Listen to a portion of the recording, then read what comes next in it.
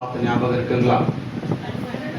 உடன்படிக்கையினுடைய 2ஆம் பாகத்தை நாம போன வாரம் பார்த்தோம். ஒவ்வொரு வாரமும் ஆண்டவர் தம்முடைய வேதத்தின் ரகசியங்களை, அவருடைய சித்தங்களை நம்முடைய சபையிலே போதிக்கிறார்.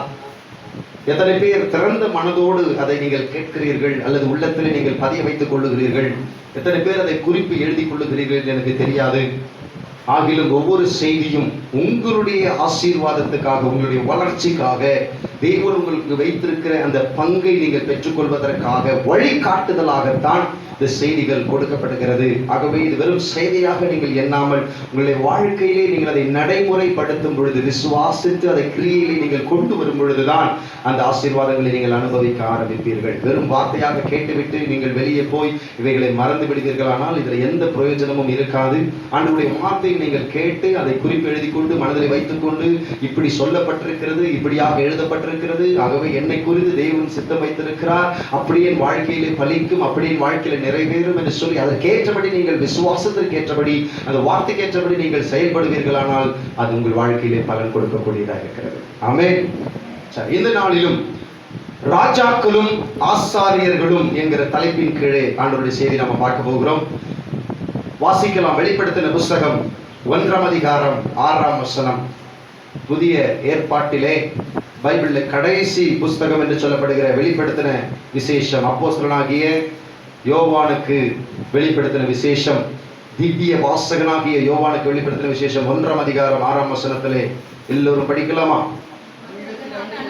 நம்மிடத்தில் அன்பு கூர்ந்து தமது இரத்தத்தினாலே நம்முடைய பாவங்களை நம்மை கழுவி தம்முடைய பிதாவாகிய தேவனுக்கு முன்பாக நம்மை ராஜாக்களும் ஆசாரியர்களும் ஆக்கின அவருக்கு மகிமையும் வல்லமையும் என்றென்றைக்கும் உண்டாயிருப்பதாக. ஆமென். இங்கே இந்த வேத வசனம் சொல்லுகிறது, கர்த்தர் நம்மை பிதாவாகிய தேவனுக்கு முன்பாக ராஜாக்களும் ஆசாரியர்களும் ஆக்கியிருக்கிறாராம். ராஜாக்கள் என்றால் எழுதிக் கொள்ளுங்க, இந்த பூமியை ஆளுகை செய்வது. ராஜாக்கள் என்று சொன்னால் இந்த பூமியை அல்லது உங்கள் குடும்பத்தை, வேலையை, உங்களுடைய எல்லைகளை ஆளுகை செய்வது அல்லது உங்கள் சூழ்நிலைகளை நீங்கள் ஆளுகை செய்வது ராஜாக்கள். ஆசாரியர்கள் என்று சொன்னால் ஆவிக்குரிய வாழ்க்கையை ஆளுகை செய்வது அல்லது ஆவிக்குரிய உலகத்தை ஆளுகை செய்வது. மீண்டும் சொல்லுகிறேன், ராஜாக்கள் என்று சொன்னால் பூமியை ஆளுகை செய்வது, ஆசாரியர்கள் என்று சொன்னால் ஆவிக்குரிய உலகத்தை ஆளுகை செய்வது. ஆண்டவருடைய திட்டம் முதல் மனுஷனாகிய ஆதாம் ஏவாளை உண்டாக்கி நீங்கள் பூமியை கீழ்ப்படுத்தி அவைகளை ஆண்டு கொள்ளுங்கள் என்று சொல்லி ஆசீர்வதித்தார். ஆண்டவருடைய அனாதி தீர்மானம், நாம் இந்த பூமியை ஆளுகை செய்ய வேண்டும். அதாவது ராஜாக்களாக இந்த பூமியிலே நாம் ஆள வேண்டும். இந்த இயற்கை உலகத்தை, மிருக ஜீவன்களை நாம் ஆள வேண்டும் என்பது பிதாவினுடைய சித்தம். அதே சமயத்திலே ஆசாரியர்கள் என்று சொன்னால், ஒரு ஆசாரியனுடைய வேலை என்ன? ஆவி உலகத்தை ஆளுகை செய்கின்ற ஆசாரியர். இது ரெண்டை குறித்து தான் நாம் இன்றைக்கு வேதத்தில் தியானிக்க போகிறோம். இப்ப நீங்க கேட்கலாம், இந்த ராஜாவாக ஆசாரியனாக கர்த்தர் நம்மை எப்படி மாற்றி இருக்கிறார்? ஆசாரியனாக ராஜாவாக நான் செயல்பட வேண்டும் என்றால் நாம் என்ன செய்ய வேண்டும்? கர்த்தர் எப்படி நம்மை ராஜாவாக ஆசாரியனாக மாற்றி இருக்கிறார்? நாம் எப்படி ராஜாக்களாக ஆசாரியர்களாக ஆளுகை செய்ய முடியும்? அதற்கு வேதம் காட்டுகிற வழி என்ன? முதலாவது, நாம் பழைய ஏற்பாட்டிலே ஆபிரகாமினுடைய சரித்திரத்தை நாம் அறிந்து கொள்ள வேண்டும். ஆண்டவர் ஆபிரகாமை பாபிலோன் தேசத்திலிருந்து அழைத்து, நான் உன்னை பெரிய ஜாதியாக்குவேன், இந்த தேசத்தை உனக்கு கொடுப்பேன் என்று சொல்லி ஆண்டவர் வார்த்தை மூலமாக ஆபிரகாமுக்கு தன்னை வெளிப்படுத்தினார். வார்த்தையின் மூலமாக அவனுக்கு வாக்குத்தத்தம் கொடுத்தார். ஆபிரகாம் சந்தேகப்படாமல், கேள்வி கேட்காமல் அவன் அப்படியே விசுவாசித்தான். அதை தேவன் அவனுக்கு நீதியாக எண்ணினார். அப்படியானால் என்னுடைய ஆசீர்வாதத்துக்கு, என்னுடைய வாக்குறுதியை நிறைவேற்றுவதற்கு இவன் தகுந்த ஆள், சரியான ஆள் என்று சொல்லி ஆபிரகாமை ஆண்டவர் நீதியாக எண்ணினார். அதை போலவே ஆபிரகாமுடைய சந்ததிக்கு ஆண்டவர் வாக்குத்தத்தம் பண்ணின அந்த கானான் தேசத்தை கொடுக்கும் பொழுது அவர்களை எகிப்திலிருந்து விடுதலையாக்கி மோசையின் மூலமாக கொண்டு வந்து சீனாய் மலையின் அடிவாரத்திலே கொண்டு வந்து சேர்க்கிறார். அந்த சீனாய் மலையின் அடிவாரத்திலே கொண்டு வந்து சேர்த்து என்ன சொல்றாரு? உன்னுடைய பிதாக்களாகிய ஆபிரகாம், ஈசாக்கு, யாக்கோபுக்கு நான் வாக்கு கொடுத்திருக்கிறேன், அவர்களுக்கு இந்த தேசத்தை கொடுப்பேன், அவர்களை பெரிய ஜாதி ஆக்குவேன் என்று வாக்குத்தத்தம் கொடுத்திருக்கிறேன், அவர்களோடு உடன்படிக்கை செய்திருக்கிறேன். அந்த வாக்குறுதியை நிறைவேற்றுவதற்காக இந்த நாளிலே நான் உங்களை என்னண்டையிலே நான் உங்களை சேர்த்து கொண்டேன் என்று சொல்லி ஆண்டவர் இஸ்ரவேல் ஜனங்களிடத்திலே சொல்லுகிறார். வாசிக்கலாமா? யாத்ராகமம் 19ஆம் அதிகாரத்திலே, யாத்ராகமம் 19ஆம் அதிகாரம் 1 முதல் 8 வசனங்கள் முடிய, 9 வசனங்கள் முடிய, 1 முதல் 9 வசனங்கள் முடிய. யாத்ராகமம் 19ஆம் அதிகாரம் பக்கம் 93, பழைய ஏற்பாடு பக்கம் 93. இஸ்ரவேல் புத்திரர் எகிப்து தேசத்திலிருந்து புறப்பட்ட 3ஆம் மாதம் 1ஆம் நாளிலே சீனாய் வனாந்தரத்தில் சேர்ந்தார்கள். அவர்கள் ரெவிதீமிலிருந்து பிரயாணம் புறப்பட்டு சீனாய் வனாந்தரத்தில் சேர்ந்து அந்த வனாந்தரத்தில் பாளையம் இறங்கினார்கள். இஸ்ரவேலர் அங்கே மலைக்கு எதிராக பாளையம் இறங்கினார்கள். மோசே தேவனிடத்திற்கு ஏறி போனான்.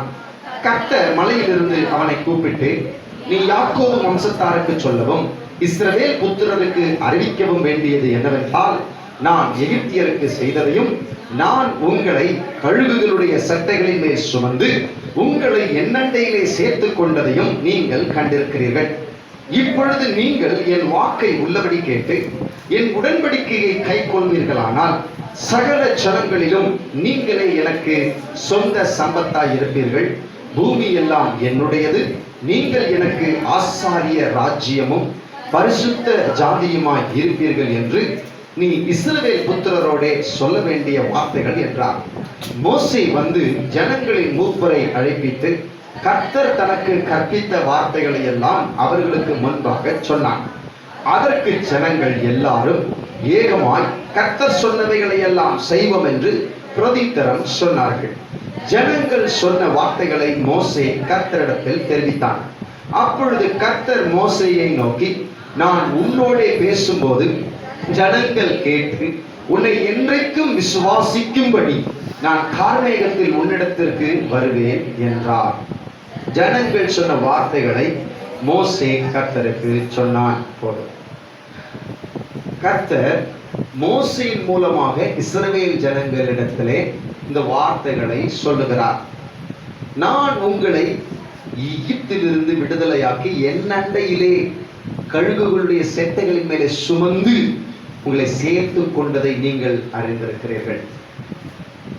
இப்பொழுது நீங்கள் என் வாக்கை உள்ளபடி கேட்டு என் உடன்படிக்கை கை கொள்வீர்களானால், நீங்கள் என்னை விசுவாசிப்பீர்களானால், அதாவது உங்களுடைய பிதாக்களாகிய ஆபிரகாம், ஈசாக்கு, யாக்கோபு எப்படி என்னுடைய வார்த்தைகளை விசுவாசித்து நடந்தார்களோ அதை போல அவர்களுடைய பிள்ளைகளாக இருக்கிற, சந்ததியாக இருக்கிற நீங்கள் விசுவாசித்து நடப்பீர்களானால், நான் உங்களை எனக்கு ஆசாரியர்களும் ராஜாக்களும் ஆக்குவேன். அதாவது ஆசாரிய ராஜ்யமாக்குவேன். பூமியெல்லாம் என்னுடையது. நீங்கள் எனக்கு சொந்த சம்பத்தாய் இருப்பீர்கள், என்னுடைய சொத்தாய் இருப்பீர்கள் என்று சொல்லி ஆண்டவர் பேசுகிறார். அதற்கு ஜனங்களும் மோசேயின் இடத்திலே பதில் சொல்லுகிறார்கள். கர்த்தர் சொன்னபடியே செய்வோம் என்று சொல்லி அவர்களும் பதில் சொல்லுகிறார்கள். கவனிங்க, ஆண்டவர் இவங்களுக்கு அவருடைய வார்த்தையை நீங்க விசுவாசித்தா போதும், உங்க பிதாக்களை போல என் வார்த்தையை நீங்க நம்பி நடந்தா போதும், மிச்சதெல்லாம் நான் பார்த்துக்கிறேன் அப்படின்னு சொல்லிதான் ஆண்டவர் கொடுத்தார். ஆரம்பத்திலே கர்த்தர் சொன்னபடி எல்லாம் செய்வோம் என்று சொன்ன இஸ்ரவேல் ஜனங்கள் காலப்போக்கில் என்ன பண்ணிட்டாங்க? நல்ல தெரிந்து கொள்ளுங்க. வேதத்தின் சரித்திரத்தை நான் உங்களுக்கு போதித்துக் கொண்டிருக்கிறேன். அவர்கள் நாட்கள் செல்ல செல்ல கர்த்தருடைய வார்த்தையை நம்ப மறுத்தார்கள். இதை குறித்து உபாகமம் 1ஆம் அதிகாரத்திலே மோசே சொல்லுகிறார் பாருங்கள். உபாகமம் 1ஆம் அதிகாரம் இதே வார்த்தை தான் நாங்கள் சொல்லுவோம். 31 இருந்து வாசிங்க 33 வரைக்கும். ஒரு மனிதன் தன் பிள்ளையை சுமந்து கொண்டு போவது போல, அதே அங்க பேசின அதே வார்த்தை தான் இங்க அவர் ஞாபகப்படுத்தி காட்டுறாரு. ஒரு மனிதன் தன் பிள்ளையை சுமந்து கொண்டு போவது போல நீங்கள் இவ்விடத்திற்கு வருகிற வரைக்கும் நடந்து வந்த வழிகள் எல்லாவற்றிலும் உங்கள் தேவனாகிய கர்த்தர் உங்களை சுமந்து கொண்டு வந்ததை கண்டீர்களே. உங்கள் தேவனாகிய கர்த்தர் நீங்கள் பாளையம் இறங்கத்தக்க இடத்தை பார்க்கவும் நீங்கள் போக வேண்டிய வழியை உங்களுக்கு காட்டவும் இரவில் அக்கினியிலும் பகலில் மேகத்திலும் உங்களுக்கு முன் சென்றாரே. இப்படி இருந்தும் இந்த காரியத்தில் நீங்கள் அவரை விசுவாசியாமல் போனீர்கள். ஆண்டவர் உங்களுக்கு செய்த அற்புதங்களை எல்லாம் நீங்கள் கண்டிருந்தும் நீங்க எகிப்தை விட்டு வெளியே வந்த நாள்ல இருந்து உடனடியாக மேகத்தை அவர் கட்டளையிட்டு உங்களை மறைவிலே வைத்து நடத்தி கொண்டு வந்ததையும் இத்தனை காரியங்களை அவர் உங்களுக்கு செய்திருந்தும் நீங்கள் அவரை என்ன சொல்றாரு? விசுவாசியாமல் போனீர்கள். இது ஜனங்க நல்ல கவனிங்க, ஆண்டவருடைய வார்த்தையை விசுவாசிக்கல. எப்படின்னு கேட்டீங்கன்னா, ஆண்டவர் அந்த கானான் தேசத்தை உங்களுக்கு கொடுப்பேன்னு சொல்லும் பொழுது அவங்க ஆண்டவருடைய வல்லமையை நம்புவதை காட்டிலும் அந்த கானான் தேசத்தில் இருந்த அந்த 7 ஜாதி ஜனங்களுடைய பராக்கிரமத்தை, அவர்களுடைய பலத்தை மாத்திரம் அவர்கள் பார்த்து அவர்களுக்கு பயந்தார்கள். பயந்து ஆண்டவரை பார்த்து என்ன சொல்லிட்டாங்க? நாங்களும் எங்க பெஞ்சாதி பிள்ளைகளும் அவர்களுடைய கைகளால் சாகும்படி தான் ஆண்டவர் எங்களை கொண்டு வந்தாரு, அதற்கு நாங்க எகிப்திலேயே இருந்திருக்கலாம் அப்படின்னு சொல்லி ஆண்டவருக்கு விரோதமாய் முறுமுறுப்பாங்க. இப்படி அவர்கள் ஆண்டவருடைய வார்த்தையை அவர்கள் பிதாக்களை போல விசுவாசித்து நடவாமல், ஆண்டவருடைய வல்லமையை விசுவாசிக்காமல் அவங்க எதிரிகளை பார்த்து பயந்ததுனால, கர்த்தருக்கு விரோதமாய் முறுமுறுத்ததுனால கர்த்தர் ஒரு காரியத்தை செய்ய வேண்டியது வந்தது. என்ன? நீங்க விசுவாசத்து நடக்காதபடிக்கு, நான் உங்களுக்கு கொடுத்த அந்த விசுவாச வார்த்தைகளை நம்பி நீங்க நடக்காதபடிக்கு நீங்க முறுமுறுத்ததுனால இப்ப நான் உங்களுக்கு நியாய பிரமாணத்தை கொடுக்கிறேன். ஒண்ணு விசுவாச பிரமாணம், இல்லைன்னா நியாய பிரமாணம். நீங்க விசுவாச பிரமாணத்துல நடக்க மாட்டேன்னு சொல்லிட்டீங்க, என் வார்த்தையை நம்ப மாட்டேன் அப்படின்னு சொல்லிட்டீங்க. இப்போ உங்களுக்கு நான் நியாய பிரமாணத்தை கொடுக்கிறேன். இதை செஞ்சாதான் உங்களுக்கு ஆசீர்வாதம், இதை செஞ்சா உனக்கு இது கிடைக்கும், அதை செஞ்சா உனக்கு அது நடக்கும் அப்படின்னு சொல்லி உன்னுடைய கிரியைகளை கொண்டு உனக்கு நன்மை நடக்கும்படி நான் நியாய பிரமாணத்தை கொடுக்கிறேன்னு சொல்லி தான் ஆண்டவர் நியாய பிரமாணத்தை கொடுத்தார். இப்போ இஸ்ரவேல் ஜனங்களுக்கு தெரியும் நியாய பிரமாணத்தினுடைய சட்டம் என்னன்னாக்கா, நல்லா தெரிந்து கொள்ளுங்க, ஒரு ராஜாவுடைய பிள்ளை தான் அடுத்துதான் ராஜாவா ஆக முடியும். ஒரு ஆசாரியனுடைய பிள்ளை தான் ஆசாரியனாக மாற முடியும். அப்படி இருக்கும் பொழுது எப்படி ஆண்டவர் புறஜாதிகளை ராஜாக்களும் ஆசாரியர்களும் ஆக்குவார் என்று யூதர்களுக்கு ஒரு கேள்வி இருந்தது. ஏன்னா ஆண்டவர் என்ன பண்ணிட்டாரு? நீங்க என் வார்த்தையை விசுவாசிக்கல, என் வார்த்தையை யாரெல்லாம் விசுவாசிக்கிறாங்களோ அவங்கள அத்தனை பேரையும் நான் ராஜாக்களும் ஆசாரியர்களும் ஆக்க போறேன் அப்படின்னு சொல்லிட்டாரு. உடனே யூதர்கள் கேட்கிறாங்க, அது எப்படி உங்களால முடியும்? அது எப்படி தேவனால முடியும்? ஏன்னா ஒரு ராஜாவுடைய பிள்ளைதான் ராஜாவா ஆக முடியும், ஒரு ஆசாரியனுடைய பிள்ளைதான் ஆசாரியனா ஆக முடியும். நீங்க இதை பழைய ஏற்பாட்டுல படிக்கலாம். இப்போ சாமுவேல் தீர்க்கதரிசி, அவர் ஆசாரியனாக இருந்தாரு, தீர்க்கதரிசியா இருந்தாரு. ஆனா தாவீது ராஜாவாக மட்டும்தான் இருந்தாரு. நல்ல கவனிங்க, ராஜா நாட்டை ஆளணும், ஆசாரியன் ஆவிக்குரிய உலகத்தை ஆளணும். ஒரு ஆசாரியன் ஒரு நாட்டை ஆளுகிற ராஜாவா ஆக முடியாது பழைய ஏற்பாட்டுல. அதே மாதிரி ஒரு நாட்டை ஆளுகிற ராஜா கர்த்தருக்கு ஆராதனை செய்கிற ஒரு ஆசாரியனாக அவனால மாற முடியாது. இப்படி ஒரு சட்டத்தை ஆண்டவர் நியாய பிரமாணத்துல கொடுத்து வைத்திருந்தார். இதை நீங்கள் பழைய ஏற்பாட்டில் நீங்க படிக்கலாம். ஆரோனுடைய குமாரர்கள் தான் ஆசாரியர்களாய் வரணும். அதே மாதிரி தாவீதனுடைய புத்திரர்கள் தான் ராஜாவாக வரணும். இப்படி ஆண்டவர் ஆசாரியர்கள் வேறு பக்கமாகவும் ராஜாக்கள் வேறு பக்கமாகவும் அவர் பிரித்து வைத்திருந்தார். ஆகவே யூதர்கள் கேட்ட கேள்வி என்ன, எப்படி உங்களை விசுவாசிக்கிற ஜனங்களை நீங்க எப்படி ராஜாக்களும் ஆசாரிகளுமா மாத்துவீங்க அப்படின்னு அவங்க கேள்வி கேட்கும் பொழுது, இதை செய்வதற்காகத்தான், நல்ல கவனிங்க, இதை செய்வதற்காகத்தான் பிதாவாகிய தேவன் தன் குமாரனாகிய இயேசு கிறிஸ்துவை இந்த உலகத்திலே அனுப்பி வைத்தார். இப்போ இயேசு கிறிஸ்து இந்த உலகத்திலே வரும் பொழுது, நல்ல கவனிங்க, சாஸ்திரிகள் போய் ஏரோது அரண்மனையில் என்ன கேட்கிறாங்க, யூதருக்கு ராஜாவாக பிறந்திருக்கிறவர் எங்கே கேட்டாங்களா? இயேசு கிறிஸ்து எப்படி வந்தாரு? ராஜாவாகவும் வந்தாரு. அதனாலதான் சிலுவையில் அறையப்படும் பொழுது கூட அந்த தலைக்கு மேல ஒரு பலகை எழுதி மாட்டப்பட்டிருந்தது, என்னன்னு, யூதருடைய ராஜா. அப்போ ஆண்டவராகிய இயேசு கிறிஸ்து ராஜாவாகவும் வந்தார், அதாவது ராஜ அபிஷேகம் உடையவராக வந்தார்.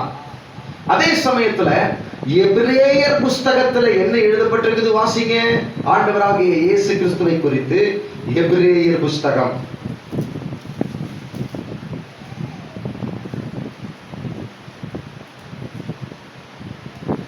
4:15, எபிரேயர் 4ஆம் அதிகாரம் 15ஆம் வசனம், பக்கம் 301, புதிய ஏற்பாட்டிலே பக்கம் 301. நம்முடைய பலவீனங்களை குறித்து பரிதபிக்க கூடாது, பிரதான ஆசாரியர் நமக்கிராமல் எல்லா விதத்திலும் நம்மை போல சோதிக்கப்பட்டும் பாவம் இல்லாதவராய் இருக்கிற பிரதான ஆசாரியரே நமக்கு இருக்கிறார். யார் இந்த பிரதான ஆசாரியர்? பாவம் இல்லாமல் இருக்கிற பிரதான ஆசாரியர் யார்? நம்மை போல சோதிக்கப்பட்ட பிரதான ஆசாரியர் யார்? ஆண்டவராகிய இயேசு கிறிஸ்து. இப்பொழுது ஆண்டவராகிய இயேசு கிறிஸ்து ராஜ அபிஷேகம் உடையவராகவும் பிறந்தார், ஆசாரிய அபிஷேகம் உடையவராக பிறந்தார். நீங்க எல்லாரும் சொல்லுங்க, ஆண்டவராகிய இயேசு கிறிஸ்து. சொல்லுங்க, எல்லாரும் சொல்லுங்க, ஆண்டவராகிய இயேசு கிறிஸ்து ராஜ அபிஷேகம் உடையவராகவும் பிறந்தார், ஆசாரிய அபிஷேகம் உடையவராகவும் பிறந்தார். ஆமென், அல்லேலூயா. வேதம் இதை நமக்கு தெளிவாக போதிக்கிறது. இப்போ கவனிங்க, நல்ல கவனிங்க. ஆண்டவராகிய இயேசு கிறிஸ்து நம்மை பிதாவாகிய தேவனுக்கு முன்பாக ராஜாக்களும் ஆசாரியர்களும் ஆக்கினார் என்று வெளிப்படுத்தல் 1:6 நம்ம படிச்சோம். நம்மிடத்தில் அன்பு கூர்ந்து தமது இரத்தத்தினாலே நம்முடைய பாவங்களை நம்மை கழுவி தம்முடைய பிதாவாகிய தேவனுக்கு முன்பாக நம்மை ராஜாக்களும் ஆசாரியர்களும் ஆக்கின அவருக்கு என்றென்றைக்கும் வல்லமையும் மகிமையும் உண்டாயிருப்பதாக படிச்சோம். இப்போ நல்ல கவனிங்க, எப்படி இயேசு கிறிஸ்து நம்மை ராஜாக்களாக ஆசாரியர்களாக ஆக்கினார்? சிலுவையிலே என்ன நடந்தது? ஏசாயா 53ஆம் அதிகாரம் 10ஆம் வசனம். எல்லாரும் படிங்க. ஏசாயா 53ஆம் அதிகாரம் 10ஆம் வசனம். கர்த்தரோ அவரை நொறுக்க சித்தமாகி அவரை பாடுகளுக்கு உட்படுத்தினார். அவருடைய ஆத்துமா தன்னை குற்ற நிவாரண பலியாக ஒப்பு கொடுக்கும் போது அவர் தமது சந்ததியை கண்டு நீடித்த நாளாயிருப்பார். கர்த்தருக்கு சித்தமானது அவர் கையினால் வாய்க்கும். இப்போ அவர் தமது சந்ததியை கண்டு நீடித்த நாளாயிருப்பார் அப்படின்னு நம்ம அந்த வசனத்துல படிக்கிறோம். நல்ல கவனிங்க, ஒரு தாய் ஒரு பிள்ளையை பெற்றெடுக்கும் பொழுது அந்த பிரசவ வலி தாங்க முடியாம நான் செத்துட்டா நல்லா இருக்கும் கூட நினைப்பாங்களாம். அந்த வலியை தாங்க முடியாம நான் செத்துட்டா நல்லா இருக்கும், இவ்வளோ வலி இருக்குது, இவ்வளோ வேதனை இருக்குதுன்னு சொல்லுவாங்களாம். ஆனா அதே தாய் அந்த பிள்ளையை பெற்றெடுத்து அதனுடைய குழந்தை முகத்தை அந்த தாய் பார்க்கும் பொழுது இல்லை இல்லை நான் சாகக்கூடாது, இந்த குழந்தைக்காக நான் வாழணும்னு நினைப்பாங்களாம். இதே மாதிரிதான் ஆண்டவராகிய இயேசு கிறிஸ்து சிலுவையில அவரை பிச்சு எடுத்துட்டாங்க. சந்து சந்தா அவரை சதையெல்லாம் பிச்சு எடுத்துட்டாங்க. அதே ஏசாயா 52:14 படிங்களேன். முதல் புஸ்தகத்துல ஏசாயா 52:14. மனுஷனை பார்க்கிலும் அவருடைய முகப்பார்வையும், மனுபுத்திரரை பார்க்கிலும் அவருடைய ரூபமும் இவ்வளவு அந்த கேடு அடைந்தபடியினாலே அவரை கண்ட அநேகர் பிரமிப்படைந்தார்கள். அவர் அந்த கேடு அடைந்தார்னு சொல்லி நம்முடைய தமிழ் வேதாகமத்தில் படிக்கிறோம். இன்னும் வேறு மொழிபெயர்ப்பில் நீங்க படிக்கும் பொழுது அதுல என்ன எழுதப்பட்டிருக்குன்னு சொல்றாங்கன்னாக்கா, நாம் அவரை பார்க்கும் பொழுது ஒரு மனுஷ ரூபமே இல்லாத அளவுக்கு அவரை சிதைச்சிட்டாங்களாம். அந்த மனுஷ ஸ்ட்ரக்சர்னு சொல்லுவாங்கல்ல, அந்த மனுஷ வடிவ சாயலே இல்லாத அளவுக்கு சதெல்லாம் அங்கங்க பிஞ்சி தொங்குற அளவுக்கு அந்த மாதிரி அந்த ரோம போர்ச்சேவர்கள் அடிச்சு ஆண்டவரை நொறுக்கிட்டாங்களாம். அதனாலதான் கர்த்தர் அவரை நொறுக்க சித்தமாக அந்த கேடு அடைஞ்சாராம். நாம் அவரை பார்க்கும் பொழுது அந்த மனுஷ சாயலே இல்லாத அளவுக்கு அவ்வளோ ஒரு கொடுமை அனுபவிச்சாராம். அந்த நேரத்துல அந்த சிலுவையில அந்த பாடுகளை அவர் அனுபவிச்சுட்டு இருக்கும் பொழுது, நான் செத்துட்டா நல்லா இருக்கும், இந்த வேதனை தாங்க முடியல, என்னால இந்த வலி தாங்க முடியல, நான் செத்துட்டா நல்லா இருக்கும்னு சொல்லி அவர் துடிச்சிட்டு இருக்கும் பொழுதுதான், நல்ல கவனிங்க, பிதாவாகிய தேவன் நம்ம ஒவ்வொருத்தருடைய முகத்தையும் அவருக்கு காட்டினாரா. நம்முடைய முகங்களை அவருக்கு காட்டும் பொழுதுதான் அவர் சொன்னாராம், நான் சாகப்படாது, நான் இவங்களுக்காக நான் வந்து வாழணும், இந்த பிள்ளைகளுக்காக நான் வந்து வாழணும், இவங்களை நான் பெற்றெடுத்திருக்கிற சிலுவையில நான் இவங்களை பெற்றெடுத்திருக்கிறேன். சங்கீதம் 110:3 படி. சங்கீதம் 110:3.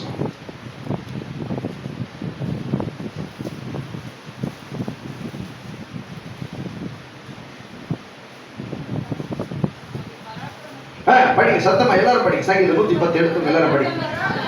உமது பராக்கிரமத்தின் நாளிலே உம்முடைய ஜனங்கள் மனப்பூர்வமும் பரிசுத்த அலங்காரமும் உள்ளவர்களாய் இருப்பார்கள். விடிய காலத்து கர்ப்பத்தில் பிறக்கும் பனிக்கு சமானமாய் உம்முடைய யவன ஜனம் உமக்கு பிறக்கும்.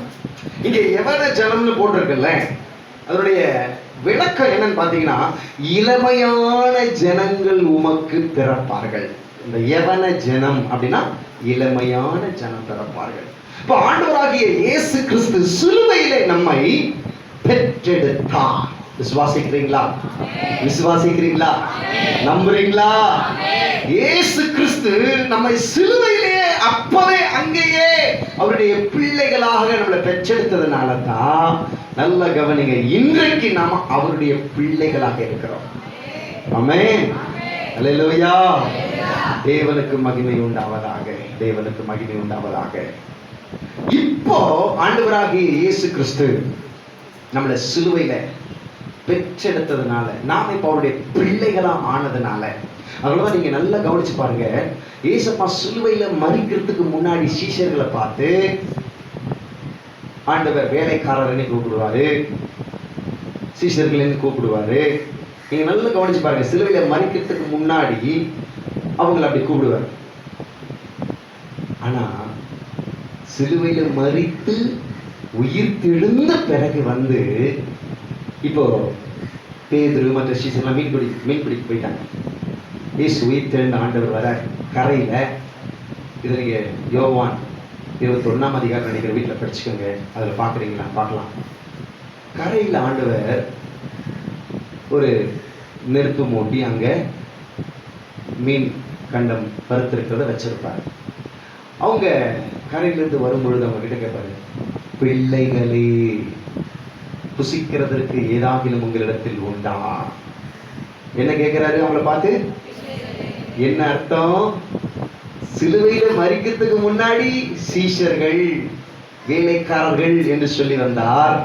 ஆனால் சிலுவையிலே அவர் மரித்து உயிர் விட்டு மறுபடியும் எழுந்து வந்த பிறகு என்ன சொல்லுகிறார்? பிள்ளைகளை. ஏன் அந்த வார்த்தையை அவர் உபயோகப்படுத்தணும்? ஏனென்றால் சிலுவையிலே நான் உங்களை பெற்றெடுத்திருக்கிறேன், நீங்கள் என்னுடைய பிள்ளைகளாய் இருக்கிறீர்கள். ஆமென். அல்லேலூயா.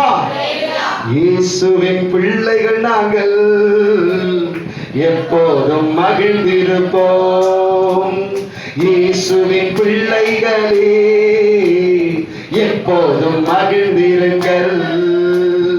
இயேசுவின் பிள்ளைகள் நாங்கள், எப்போதும் மகிழ்ந்திருப்போம்.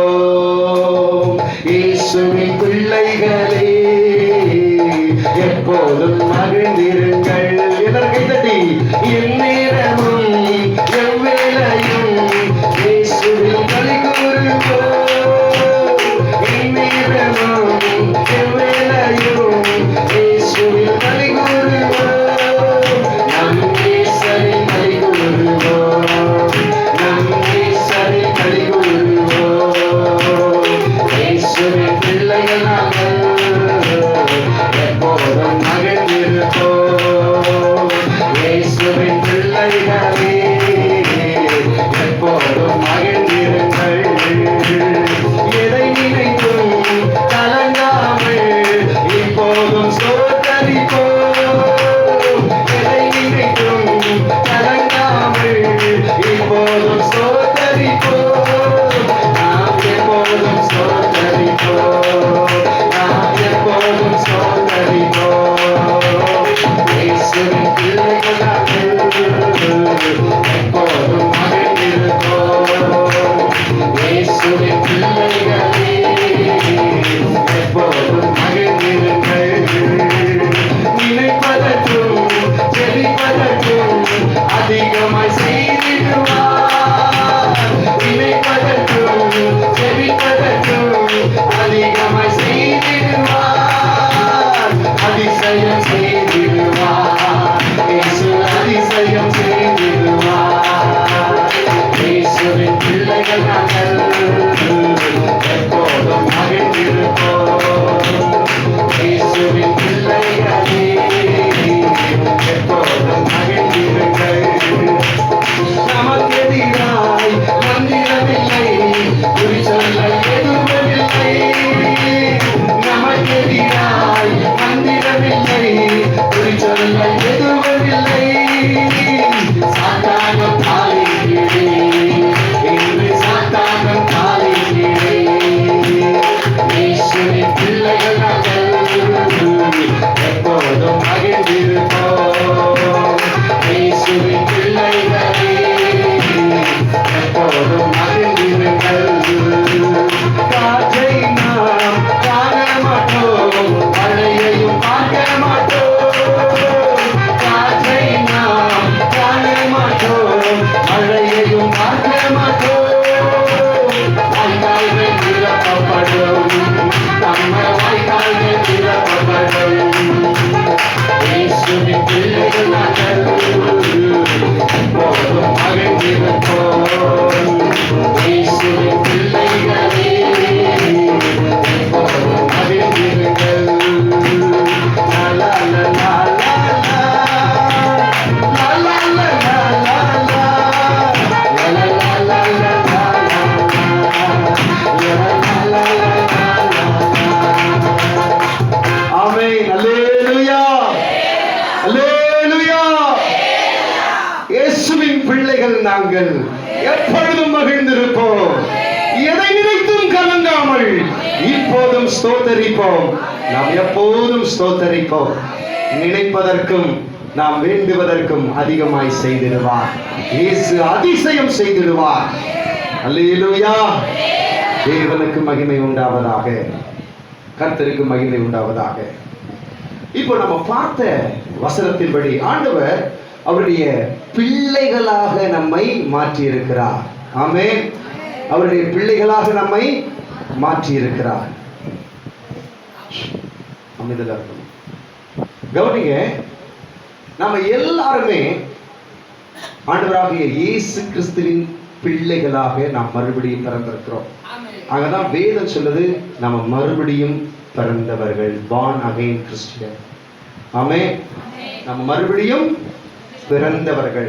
மாம்சத்தின்படி தாய் தகப்பனுக்கு பிள்ளைகளாக பிறந்தோம். ஆவியின்படி ஆண்டவராக இயேசு கிறிஸ்துவுக்கு மறுபடியும் பிள்ளைகளாக பிறந்திருக்கிறோம். ஆமென். மகேஷ்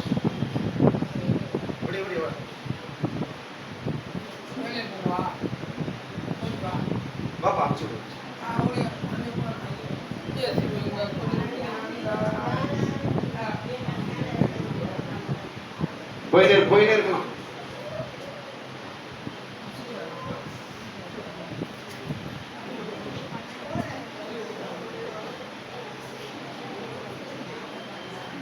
சரி, கவனி, எல்லாரும் கவனி. அவருடைய வார்த்தையை நம்ம தியானிக்கும் பொழுது நமக்கு இடையூறுகள் வரக்கூடாது. நம்ம கவனமாய் அவருடைய வார்த்தையை கேட்கணும்.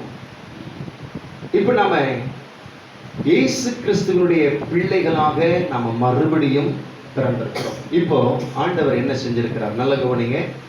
அவர் மேல ராஜ அபிஷேகம் இருக்கிறது, அவர் மேல ஆசாரிய அபிஷேகம் இருக்கிறது. அவர் என்ன தெரியுமா பண்ணியிருக்காரு? பிதாவின் இடத்துல நம்மை கொண்டு போய் அவருக்கு முன்னதாக நிறுத்தி, நான் ராஜாவா இருக்கிறேன், ஆசாரியனா இருக்கிறேன், என் பிள்ளைகளாகிய இவர்களும் ராஜாக்களும் ஆசாரியர்களுமாய் இருக்கிறார்கள். ஆமென். அதைத்தான் அந்த வசனம் வெளிப்படுத்தல் 1:6 நாம் படிக்கிறோம். மறுபடியும் படிங்க. வெளிப்படுத்தல் 1:6 நம்மிடத்தில் அன்பு கூர்ந்து தமது இரத்தத்தினாலே நம்முடைய பாவங்களற நம்மை கழுவி தமது பிதாவாகிய தேவனுக்கு முன்பாக நம்மை ராஜாக்களும் ஆசாரியர்களும் ஆக்கினார். பிதாவாகிய தேவனுக்கு முன்பாக நம்மளை கொண்டு போய் நிறுத்தி என்ன பண்ணி இருக்கிறாரு? ராஜாவும் ஆசாரியர்களுமா நிறுத்திட்டார். அப்போ அப்பா ராஜானா பிள்ளைகளாகிய நாமளும் யாருதான்? ஆமென். அப்பா ஆசாரியர்னா அவருடைய பிள்ளைகளாகிய நாமளும் யாருதான்? ஆமென். இப்போ நீங்க ஆசாரியர்கள் என்பதற்கு அடையாளம் என்ன? ஒரு ஆசாரியன் என்ன செய்வான்? வாசிக்கலாமா? ஒரு ஆசாரியனுடைய வேலை என்ன? லேவியராகமம் 16 லேவியராகமம் 16 6 எல்லாரும் திருப்பிக் கொள்ளுங்க. லேவியராகமம் 16 6 பக்கம் 147, பழைய ஏற்பாட்டில் 147 வாசிங்க. பின்பு ஆரோன் தனக்காகவும் தன் வீட்டாருக்காகவும் பாவ நிவர்த்தி செய்யும்படிக்கு தன்னுடைய பாவ நிவாரண பலியின் காளையை சேர பண்ணி. இப்போ ஒரு ஆசாரியன், அந்த பிரதான ஆசாரியன், அவருடைய வேலை என்ன? தனக்காகவும் தன்னுடைய வீட்டாருக்காகவும் வேண்டுதல் செய்வார். இப்ப நீங்க உங்க ஜெபத்துல என்ன பண்றீங்க? உங்களுக்காகவும் உங்க வீட்டுல உள்ளவங்களுக்காகவும் ஜெபம் பண்றீங்களா? அப்ப நீங்க யார்தான்? தெரியுதா உங்களுக்கு? அடுத்தது அதே லேவியராகமம் 16 24 படிங்க. பரிசுத்த இடத்திலே ஜலத்தில் ஸ்நானம் பண்ணி தன் வஸ்திரங்களை உடுத்திக் கொண்டு வெளியே வந்து தன் சர்வாங்க தகன பலியையும் ஜனங்களின் சர்வாங்க தகன பலியையும் விட்டு தனக்காகவும் ஜனங்களுக்காகவும் பாவ நிவர்த்தி செய்து. அப்ப இரண்டாவதா பிரதான ஆசாரியனுடைய வேலை என்ன? ஜனங்களுக்காக வேண்டுதல் செய்வான். முதல்ல ஆசாரியன் என்ன செய்யறாரு?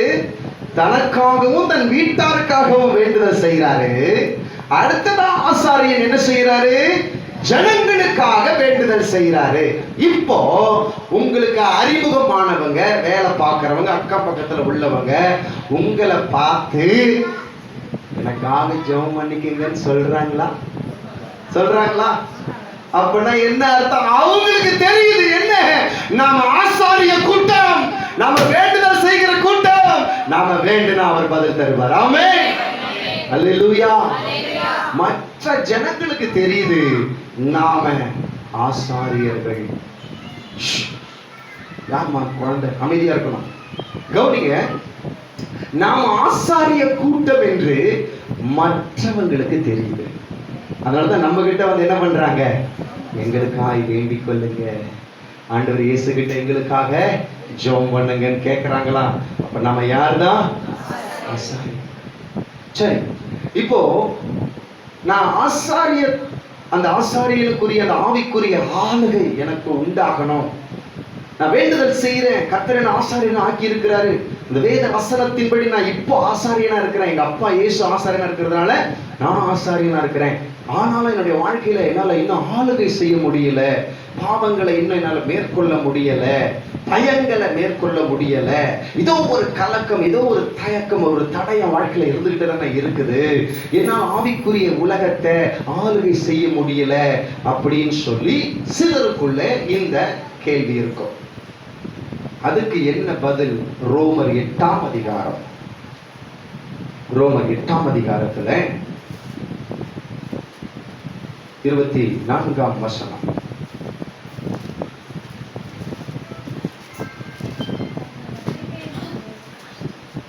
26ஆம் வசனம். ரோமர் 8ஆம் அதிகாரம் 26, பக்கம் 216. புதிய ஏற்பாட்டுல பக்கம் 216. அந்த படியே ஆவியானவரும் நமது பலவீனங்களில் நமக்கு உதவி செய்கிறார்.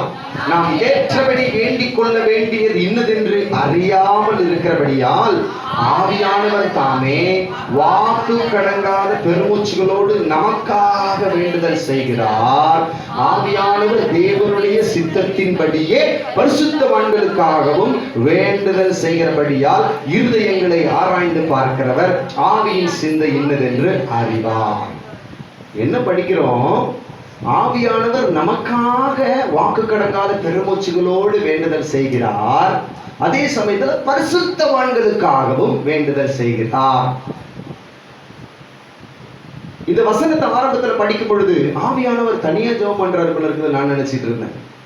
இல்ல, அபிஷேகம் பெற்ற ஒவ்வொருவருக்குள்ள இருந்தும் வாக்கு கடங்காத பெருமூச்சுகளோடு என்று சொன்னால் அந்த அந்நிய பாஷையிலே, அந்த அக்கினி பாஷையிலே அவர் தேவனை நோக்கி வேண்டுதல் செய்கிறார். அபிஷேகம் உங்களுக்குள்ள வந்திருக்குது, நீங்க அந்நிய பாஷை அடையாளத்தை பெற்றிருக்கிறீங்கன்னு சொன்னாக்கா உங்களுக்குள்ளிருந்து ஆவியானவர் அந்நிய பாஷையில வேண்டுதல் செய்கிறார். ஒன்று உங்களுக்காக வேண்டுதல் செய்கிறார், மற்றொன்று மற்ற பரிசுத்தவான்களுக்காக, விசுவாச பிள்ளைகளுக்காக வேண்டுதல் செய்கிறார். அப்ப அந்நிய பாஷையில நீங்க அதிகமாய் பேச அந்நிய பாஷையில தேவனோடு கூட உறவாட, அந்நிய பாஷையில் பேசுகிறவன் தேவனோடு ரகசியம் பேசுகிறான்.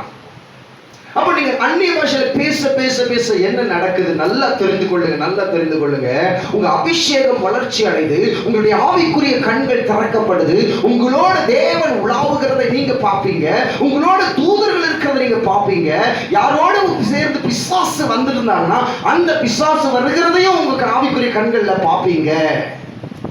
நீங்க அந்நிய பாஷையில பேசதான் உங்களுடைய ஆவிக்குரிய கண்கள் திறக்கப்பட்டு ஆவிக்குரிய உலகத்தை நீங்க ஆளுகை செய்ய ஆரம்பிப்பீங்க. இதுதான் ஆசாரிய அபிஷேகம். அல்லேலூயா. இயேசுவுக்கு முன்னாடி எந்த மனுஷன் வந்து நின்னாலும் அவனுக்குள்ள எப்படிப்பட்ட ஆவி இருக்குதுன்றத அவர் கண்டுபிடிச்சாரா இல்லையா? சொல்லுங்க, கண்டுபிடிச்சாரா இல்லையா? ஏன்? ஆவிக்குரிய உலகத்தை ஆளுகை செய்கிற ஆசாரிய அபிஷேகம் அவர் மேல் இருந்தது. இப்ப நீங்க அந்நிய பாஷையில பேசதான் அந்த அபிஷேகத்துல நீங்க வளர்ச்சி அடைவீங்க. கண்கள் திறக்கப்பட்டு ஆவிக்குரிய உலகத்தை ஆளுகை செய்வீங்க. ஆமென்.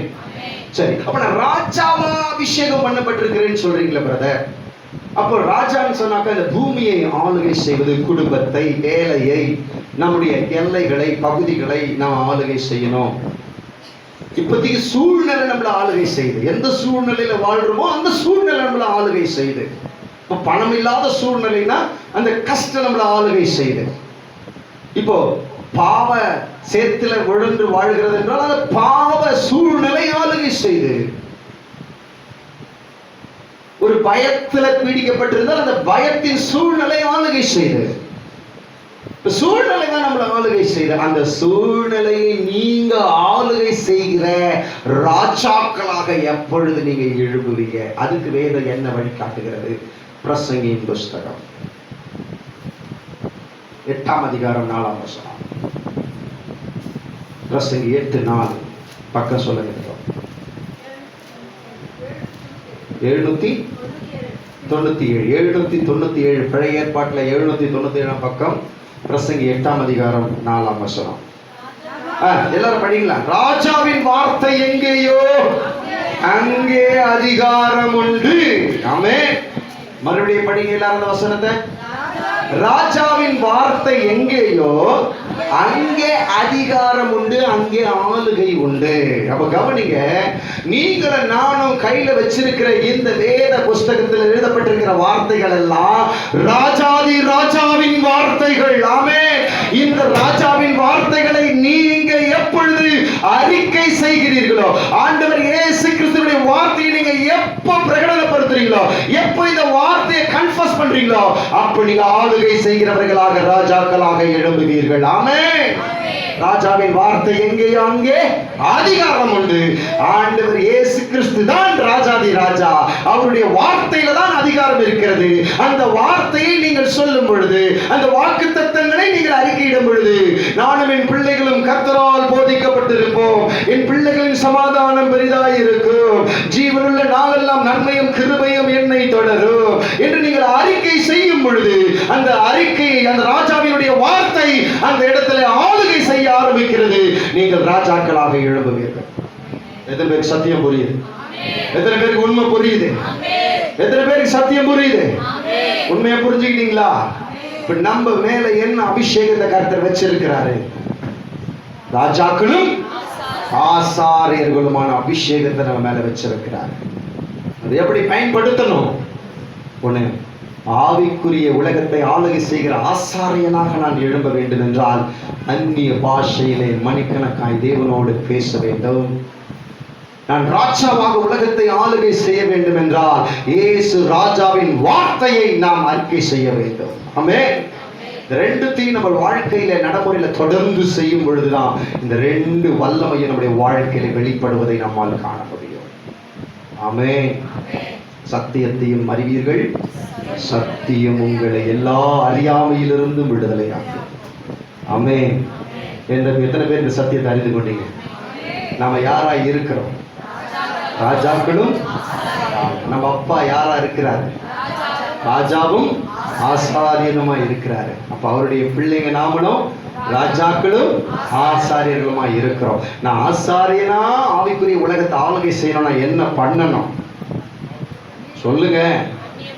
அந்நிய பாஷையில மணிக்கணக்கா தேவனோடு கூட நடக்கும் பொழுது, படுக்கும் பொழுது, எங்கனாவது பிரயாணம் செய்யும் பொழுது எப்பவுமே அந்நிய பாஷையில பேசிக்கிட்டே இருங்க. ஆவிக்குரிய கண்கள் திறக்கப்படும். ஆமென். அடுத்ததாக, ராஜாவாக இந்த உலகத்தை ஆளுகை செய்யணும்னா என்ன பண்ணணும் சொல்லுங்க? மறந்துட்டீங்களா? சொல்லுங்க, அதை தைரியமா சொல்லுங்க. ராஜாவாக இந்த உலகத்தை ஆளுகை செய்யணும்னா இயேசு ராஜாவின் வார்த்தைகளை, அவருடைய வாக்கு தத்தங்களை, நமக்கென்று வேதத்தில் ஆண்டவர் கொடுத்திருக்கிற வசனங்களை அறிக்கை பண்ணணும், சொல்லணும். ஆமென். அல்லேலூயா. நம்ம பாட்டு பாடின இயேசுவின் பிள்ளைகள் நாங்கள் எப்போதும் அந்த சிந்தை எப்பவுமே நமக்குள்ள இருக்கணும். அறிக்கை பண்ணிக்கிட்டே இருக்கணும். நான் ஆண்டவருடைய பிள்ளை, நான் தேவனுடைய பிள்ளை. ஆமென். என் மேல ராஜ அபிஷேகம் இருக்கிறது, ஆசாரிய அபிஷேகம் இருக்கிறது. நான் ஒன்றுக்கும் அடிமைப்பட்டவன் அல்ல. ஒருவரும் என்னை அடிமைப்படுத்த முடியாது. இந்த உலகத்தின் மனிதர்கள் அடிமைப்படுத்த முடியாது. உலகத்தின் பிசாசுகள் அடிமைப்படுத்த முடியாது. உலகத்தில் இருக்கிற எந்த தீய சக்தியும் என்னை அடிமைப்படுத்த முடியாது. ஏனென்றால் தேவனால் நான் மறுபடியும் பிறந்திருக்கிறேன், தேவனுடைய பிள்ளையாக இருக்கிறேன். அவருடைய ஆசாரிய ராஜ்ய அபிஷேகம் என் மேல் இருக்கிறது. அல்லேலூயா. விசுவாசிக்கிறீங்களா? நம்புறீங்களா? நான் மறுபடியும் உங்களை பார்த்து கேட்கிறேன். ஆவிக்குரிய உலகத்தை ஆளுகை செய்யணும்னா, ஆசாரியனா எழும்பணும்னா என்ன செய்யணும்? எல்லாரும் சொல்லுங்க. அந்நிய பாஷையில மணிக்கணக்கா பேசணும். இதுக்கப்புறம் ராஜாவாக இந்த பூமி ஆளுகை செய்யணும்னா என்ன செய்யணும்? ராஜாவின் வார்த்தை எங்கேயோ அங்கே அதிகாரம் உண்டு. ஏசு ராஜாவின் வார்த்தையை சொல்லிக்கிட்டே இருக்கணும், அறிக்கை பண்ணிக்கிட்டே இருக்கணும். சிலர் அபிஷேகம் பெறாம இருப்பீங்க, அந்நிய பாஷை அடையாளத்தையும் பெறாம இருப்பீங்க. சிம்பிள். அந்நிய பாஷை அடையாளத்தோட ஆவியானவருடைய அபிஷேகத்தை நீங்க பெற்றுக்கொள்ளணும் அப்படின்னு சொன்னாக்கா, சீஷர்கள் என்ன பண்ணாங்க? மேல் வீட்டு அறையில காத்திருந்து ஜெபம் பண்ணாங்க, உபவாசித்து ஜெபம் பண்ணாங்க, தாகத்தோடு எதிர்பார்ப்போடு ஜெபம் பண்ணாங்க. நீங்களும் அபிஷேகத்தை மேல ஊத்துற வரைக்கும் நான் எந்திரிக்க மாட்டேன் ஆண்டவரின் ஜெபத்துல விடாப்புடியா தேவ சமூகத்துல உங்க வீட்டுக்குள்ள அறையில கதவை சாத்திட்டு உட்காருங்க. ஆவியானவர் உங்க மேல இறங்கலன்னு வந்து கேளுங்க. ஆமென். யாரும் உங்க மேல கை வைக்க தேவையில்லைங்க. நல்லா தெரிந்து கொள்ளுங்க, நீங்களும் ஆண்டவர். ஏன்னா நீங்க அவருடைய பிள்ளை, நீங்க தான் ராஜாக்கள், நீங்க தான் ஆசாரியர்கள். நீங்க தேவனிடத்துல பிதாவினிடத்துல இயேசுவின் நாமத்தினால என் மேல ஆவியை ஊற்றுங்க தகப்பனேன்னு சொல்லி நீங்க ஜெபத்துல உட்காந்து காத்திருந்து கேட்கும் பொழுது ஆவியானவர் உங்க மேல பொழிந்தருளப்படுவார். அவர் இறங்கிட்டாருன்னா உங்களுடைய ஜெபம் மறுரூபமாயிடும், உங்க வாழ்க்கை மறுரூபமாயிடும், உங்களுடைய எல்லைகள் எல்லாம் ஆவியானவருடைய ஆளுகைக்குள் வந்துடும். மறுபடியும் சொல்ற, அபிஷேகம் பெற்றவர்கள் உங்களுடைய ஆவியான மூட்டி எழுப்பி அந்நிய பாஷையில மணிக்கணக்காக தேவனோடு பேசும் பொழுது நீங்கள் ராஜாக்களாக இந்த பூமியை உங்க எல்லைகளை ஆளுகை செய்வீங்க. சூழ்நிலை உங்களை ஆளாது, நீங்க அவைகளை ஆளுகை செய்வீங்க. அதே சமயத்தில் ஆசாரியர்களை ஆவிக்குரிய உலகத்தை ஆளுகை செய்வீங்க. யார் கூட என்ன ஆவி வருதுன்றதை கண்டுபிடிப்பீங்க. உங்க கூட தேவன் உள்ளாவுறதையும் உங்க கூட தூதர்கள் இருக்கிறதையும் உங்க கண்களால் நீங்க காண்பீங்க. உங்க மன கண்கள் திறக்கப்படும். ஆமென். நாம் யாவரும் எழுந்து நிற்போம். பாடல் பாடும் பொழுது காண்கிறோம்.